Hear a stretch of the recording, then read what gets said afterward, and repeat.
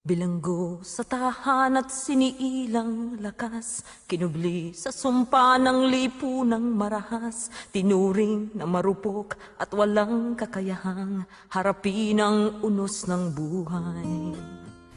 Nais nating bigyan ng parangal at pinakamataas na pagpupugay ang lahat ng kababaihang lumaban at patuloy na lumalaban kasama ang kanilang mga pamilya para sa pagtatanggol sa kanilang batayang karapatan sa paninirahan at kabuhayan.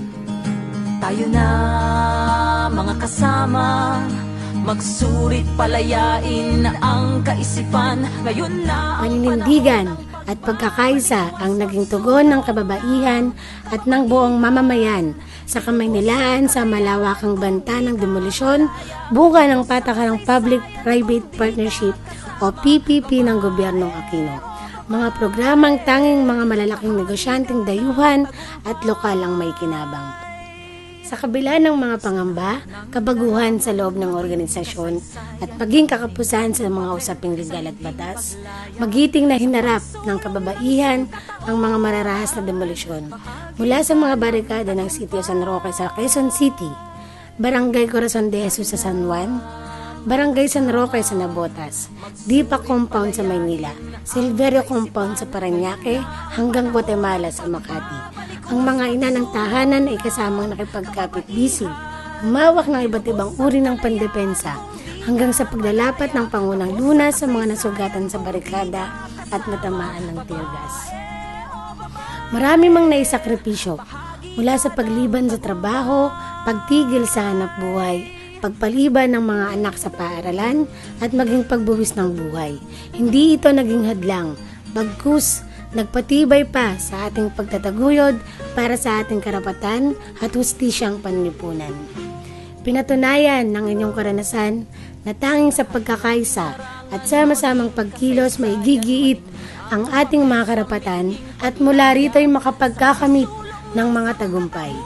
Gayunman, kahit may mga malalaking hamon pa rin kinakaharap, hindi na mabubura sa kasaysayan na ang pagkakaisa at paglaban ng mamamayan sa mga komunidad ng Quezon City, San Juan, Navotas, Maynila, Parañaque at Makati ay lumikha ng malawak na opinyon at simpatya ng malawak na mamamayan, mga taong simbahan at iba pang sektor para sa karapatan ng maralita. Tunay ngang inspirasyon ang inyong mga kwento ng paglaban para sa mga maralitang patuloy na inaapi at nagdanais ng pagbabago. Higit pa sa isang parangalang maaaring igawad sa lahat ng mga kababaihan at mamamayan ng Corazon de Jesus, Silverio Compound at Guatemala na nanindigan at patuloy na nakikipaglaban.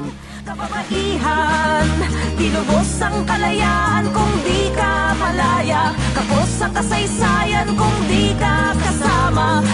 Hanguin natin ang mga aral sa kanilang laban, patuloy na manindigan, lumaban at magkamit ng tagumpay. Ipaglaban ang mga batayang karapatan, pagbayarin ang pamahalaan sa patuloy na pangapi at pagsasamantala. Makibaka, huwag matakot. Pagpupugay sa mga bagong Gabriela. Bahagi ka ng tagumpay.